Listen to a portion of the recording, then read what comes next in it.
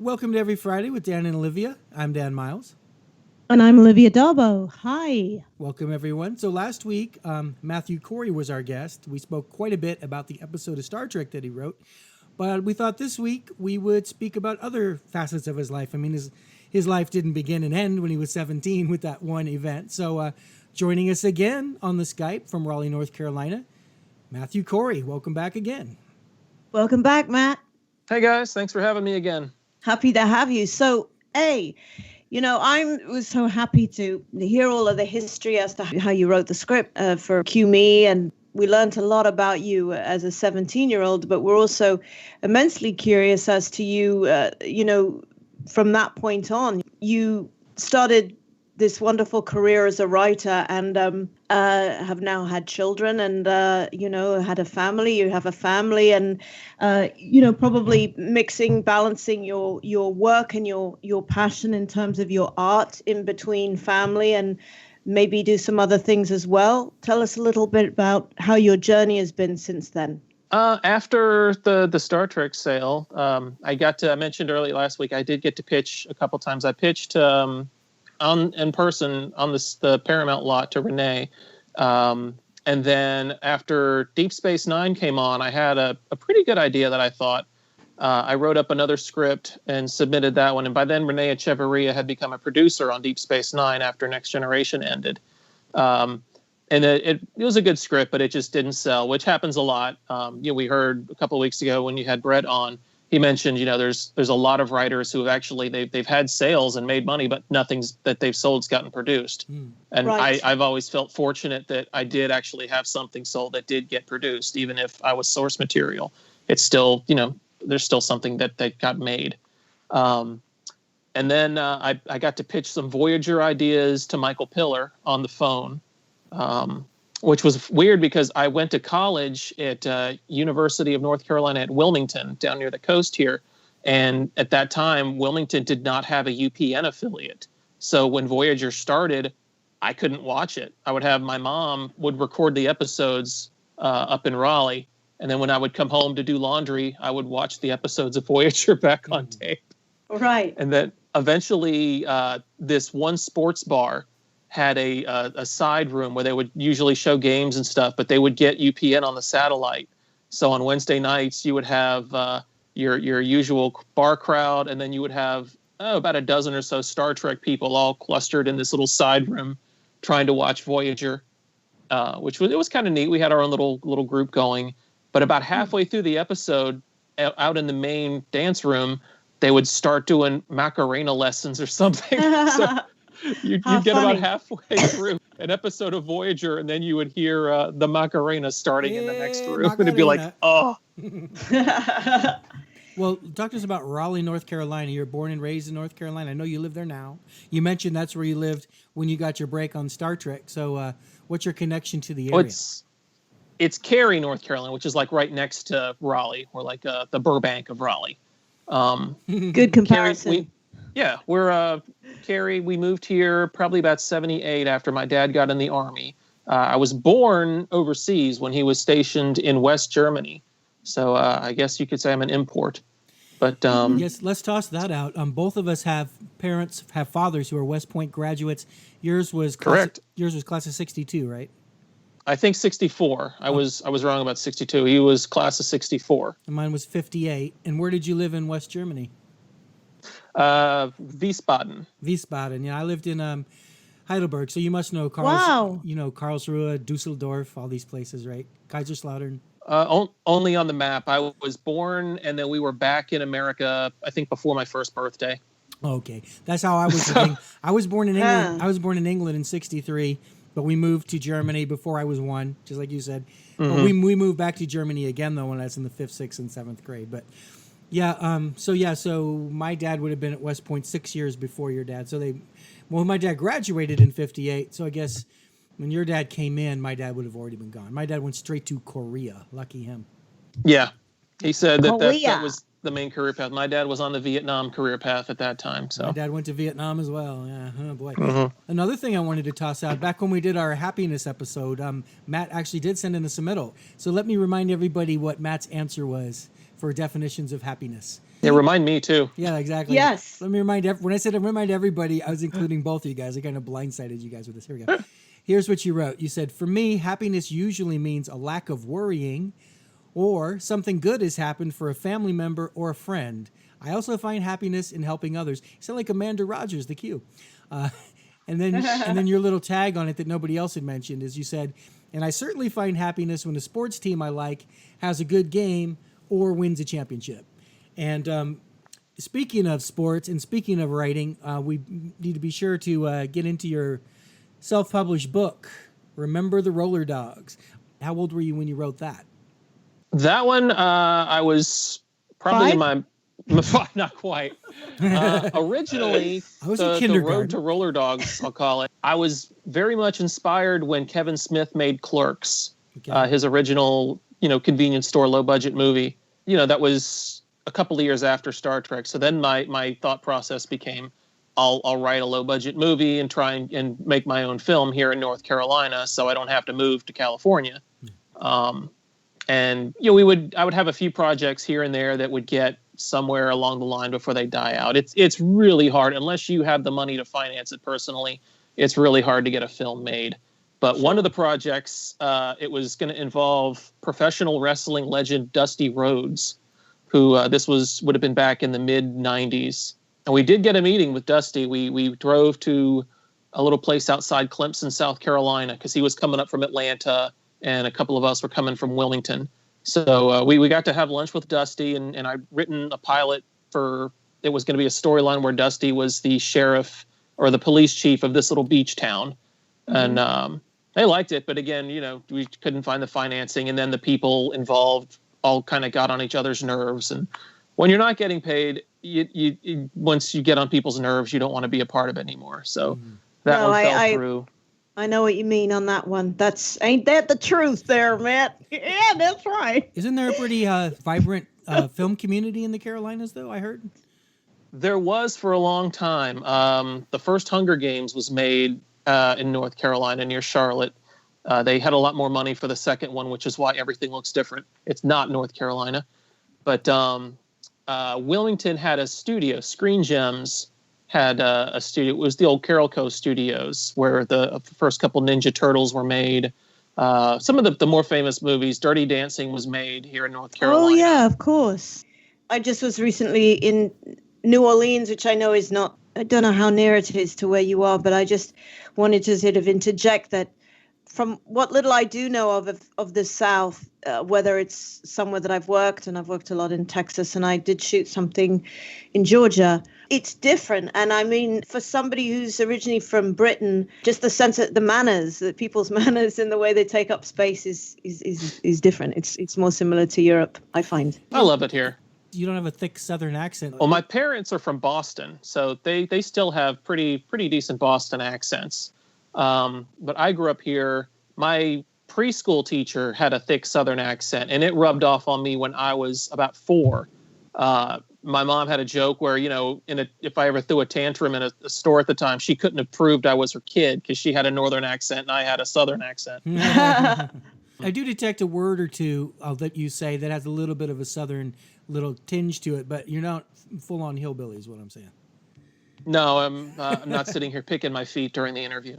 But I can't confess to have reading the entire Remember the Roller Dogs book, but I've read enough of it to know that this is a character who has, I would say, lived in the same town as you, had the same job as you, had the same interests as you. There's a lot of similarities with your own life and with some of what's going on in the book. So, can you just give us a thumbnail sketch synopsis of what the story is about? Yeah, the Roller Dogs it's this roller hockey team that they like a local area rec league for grown-ups. It's these guys in their mid-20s. They're not really adults yet, but they're not kids anymore, that time in your life. And they decide this new sports complex with roller hockey is opening up, and they decide to start a team, and they're really bad. And their goal is to just not finish the end of the season in last place. Their goal is to be one up from the bottom. Because, I figured we've seen the story of, the ragtag sports team that comes together and wins the championship so many times. These guys just don't want to end up in the basement.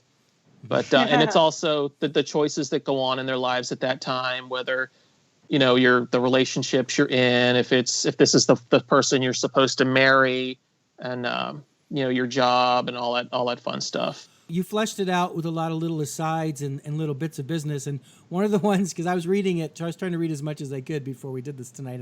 And do you remember the little bit about luxury apartments you put in there? Yes, that was based on a true story. We'd been, my roommate and I had been living in this apartment, and it wasn't a bad place, but it certainly wasn't fancy. It was, a decent, my first job with a roommate apartment. And we were driving by one day, and I noticed they had changed the sign at the front of the complex from apartment homes to luxury apartments. Right. They hadn't changed anything about the apartments themselves. It's all in the name. And so the joke we made was, wow, we've been living in luxury all this time and didn't even realize it. Exactly. Well, the thing I thought was funny is there was a period, I've lived in houses, I've lived in apartments, but I remember checking out different apartments, prospects, and then asking the lady, why are you calling these luxury apartments? Because there wasn't like there was a big sunken tub or there was anything gold leaf about it. It was just Joe Apartments. I go, I think it's just a way to try and charge you more money. Maybe the location, I don't know. But you could tell from their reaction they didn't want to answer the question. It wasn't like there was anything luxurious at all. It wasn't like it was 20,000 square feet. It was just Joe regular apartment. Like, who are you? They're mostly roach free. Yeah, one should hope so, right? For example, there's an apartment complex here in Phoenix called Harborview. And you think, well, Harborview, there's no harbor in Phoenix. Well, the name of the airport is Sky Harbor, and you can see the airport from these apartments. So they call it Harbor. They call it Harborview. Nice try. That'd have to be a really tall building in Phoenix to get a view of a real harbor. Yeah, exactly. Yeah. Based on last week's Oreo milkshake callback, I know you've told me that in your cubicle at work you listen to past episodes of the show. What are some moments from our past episodes where you were like yelling at the computer going in agreement or disagreement? I mean, what pops for you as something, if you would have been here with us, you would have contributed to the conversation? Anything come to mind? Oh, geez, you wait till I get through the whole catalog to ask that. Let's see. The big thing when you did your list of songs about nautical traveling by boats, I mentioned this one to you earlier, I think. I'm like, Southern Cross by Crosby, Stills, and Nash. Yeah, that's one of my favorite CSN songs. I had wooden ships, so I figured, I didn't really need two CSN songs. So since I already was planning to open it with wooden ships, I figured that, So really, out of the 100 and some episodes we've done, the one that Olivia wasn't on where I played boat songs is the first thing that comes to mind. Come on, man. You're not going to win an Oreo milkshake with that. Oh, man. But maybe it was his favorite episode. What's wrong with that? I don't have to be on it, and it could be very well that one. I have a thought. How about if we close this episode with Southern Cross? Hey, we could do that. You're just trying to get out of playing Alanis Morissette. Or not Alanis Morissette, Avril Lavigne. Right. Oh, right. Okay. I confused my Canadians. Why'd you do that, Matt? We also confused the listeners who have no idea what you're talking about. Last week's show, the opener was Amanda by Boston, which was Matt's suggestion and was a great suggestion. And then the closer, the Neverland song, was yours. And I said, well, look, if we do 2 episodes, if you come on the next week, what would you want to close with? And he said, well, there's an Avril Lavigne song called I'm With You. Why would you have picked that song? There's a scene in the book where 2 of the characters they've just had like a very emotionally intense moment, and they're just like sitting down afterwards, and they're curled up on the couch, and she puts that song on because the other character is from Canada, from Ontario in the book, and so she of course likes Avril Lavigne because she's a fellow Ontario girl, and they put that song on. And they end up falling asleep on the couch together. Okay, well, I'll tell you what we're going to do. We're going to close this episode, not that we're ending it right this moment, with both songs. We're going to do the Avril Lavigne song and the other song because, hey, we have complete control. This isn't a situation where you have to go to Paramount or Michael Piller or Renee or anybody. This is the Dan and Olivia show. We have the power. We will play both songs. Yeah. It's Double Shot Friday on Dan and Olivia. You tell them who's boss, Dan. Let's also toss out the wife and kid situation. I know you got 2 boys, and I have 2 boys, and yours are both 1 year ahead of mine, I believe, 1 year older. Yeah. Back in 2003, I bought a membership to Match.com on a Wednesday night, and then that Saturday night, I wound up meeting my wife in a bar. No way, but not so totally unrelated to Match.com. Totally unrelated. We were both at the bar to see this band play. And we wound up, we both knew the singer in this band. And she was there with a friend of hers. And my first words to her, I think, were, "Is your friend okay?" Because the way their dynamic was, the friend was sort of the wild, rowdy one. And my wife was sort of the responsible one. Yeah. And so we wound up talking and we danced and I got her number. And I kind of, I didn't do the usual wait 3 days thing. I actually called her the next afternoon to see if she wanted to get together sometime. Nothing wrong with that.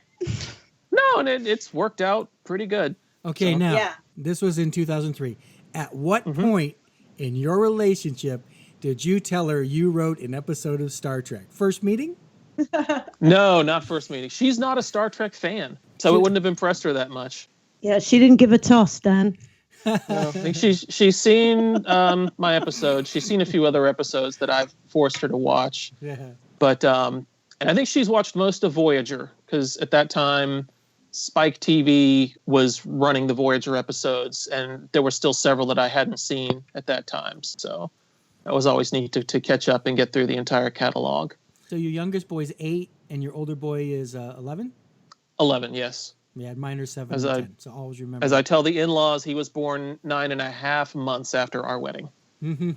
Amazing. Very Wow. So you guys went straight from the bar to having a family pretty much, which is I mean, you didn't waste any time is my point. It was about 2.5 years later from when we met to Okay. when we had the first. We dated for a while. Okay. Yeah. All right. So, because I was like, After we got married, yeah. You waited like a month or half a month. Yeah. No, our first date wasn't that good.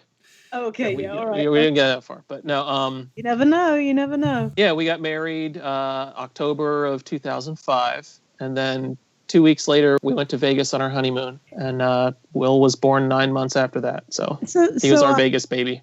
Well, nothing wrong with a Vegas baby, as long as he wasn't in a trolley or a pram being sort of pushed through lobbies and air conditioning circulating, and you've sort of lost everything you and your wife have built up, and you're about That's to, right.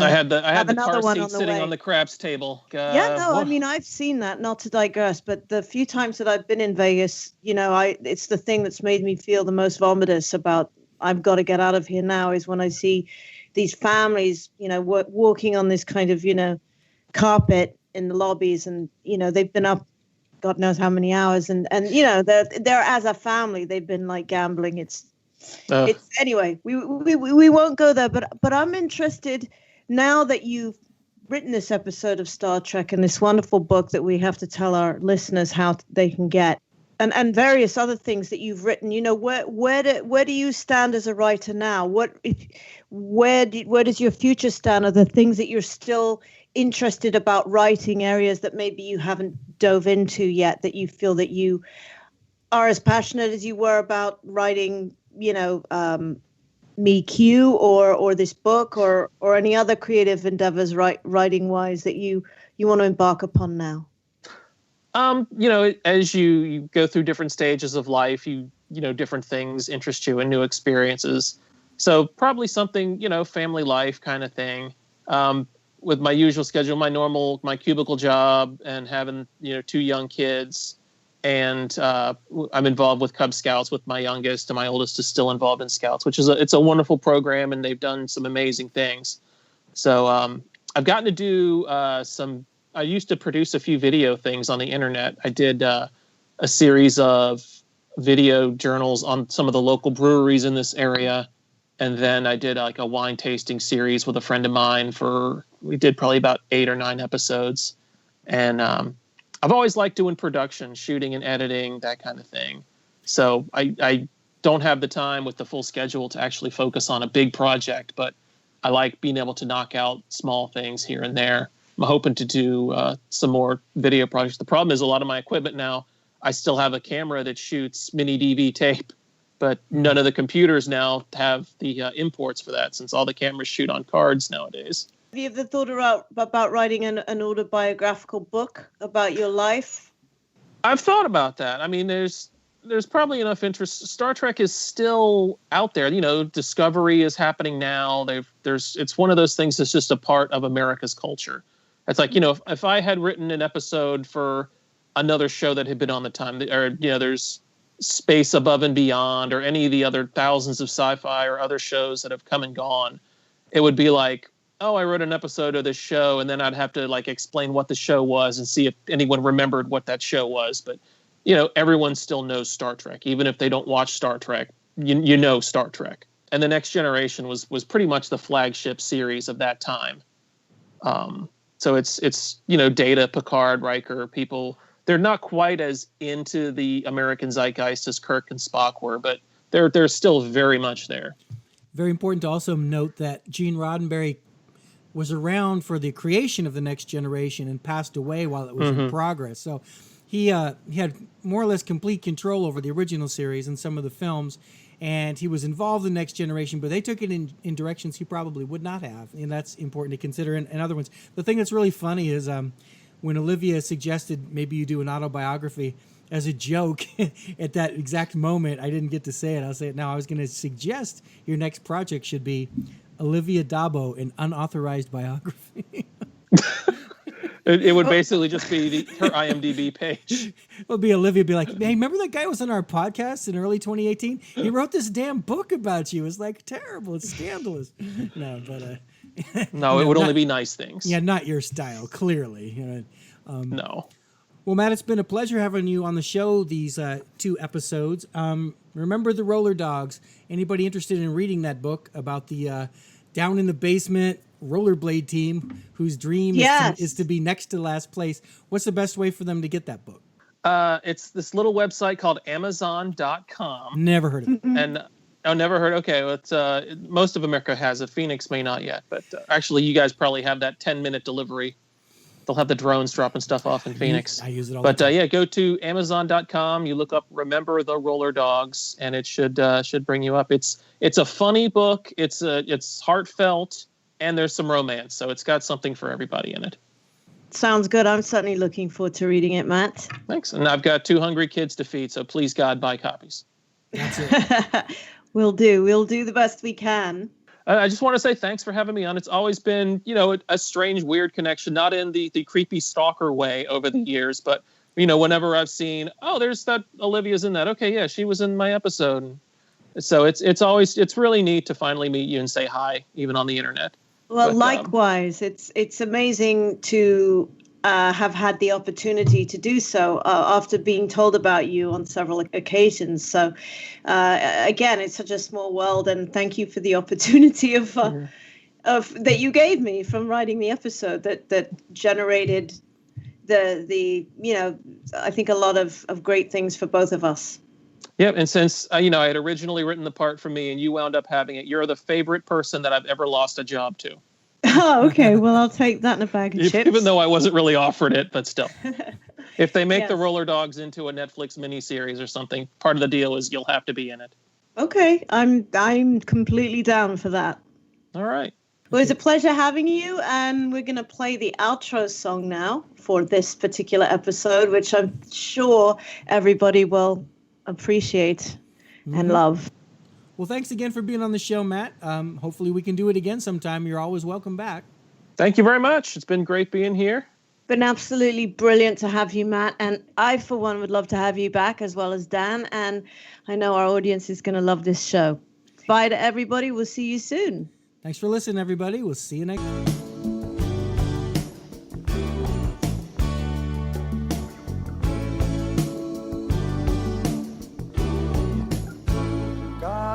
Town on a boat on the southern islands, sailing to reach before a following sea. She was making for the trades on the outside, and the downhill run to Papa Ete. Off the wind on this heading line, the Marquesas. Got 80 feet of a water line, nicely making way. In a noisy bar in Avalon, I tried to call you, but on a midnight Why twice you ran away? Think about how many times I have fallen. Spirits are using me, Lord, your voice is calling. What heaven brought you and me cannot be forgotten. I have been around the world, looking for that woman girl who knows love can endure, and you know it will.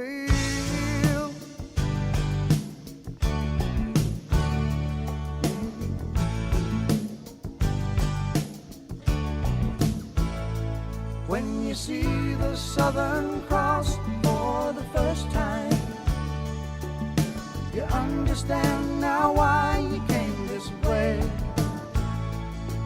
'Cause the truth you might be running from is so small, but it's as big as the promise of a coming day.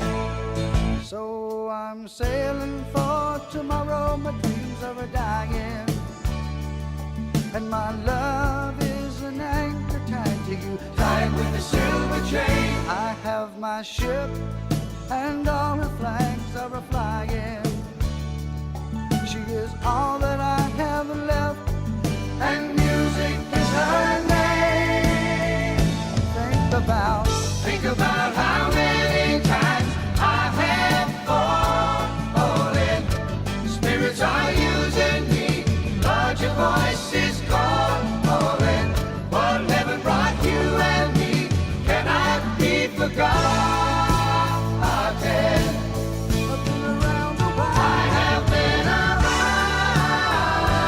the world, looking for that woman girl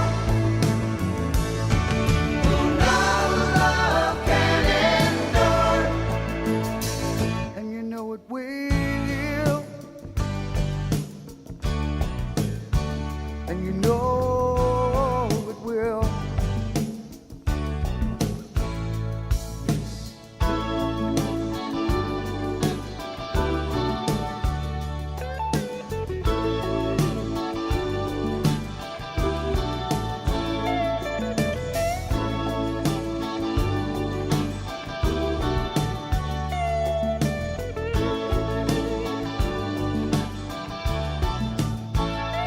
So we cheated and we lied and we tested, and we never failed to fail. It was the easiest thing to do. You will survive being bested.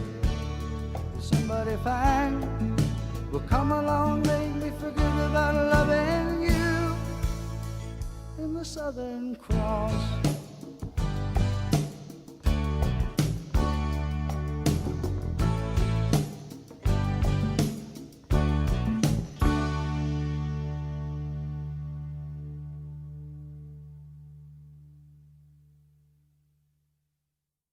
Now, what is it that you wanted Olivia to say to your kids? Oh, if the Jedi Master Luminara can tell William and Jacob it's time for the young Padawans to go to bed. Okay, you ready? Are we rolling, Dan? Yep. Okay. William, Jake, it's time for the young Padawans to go to bed. Thank you very much. You're Okay. most welcome.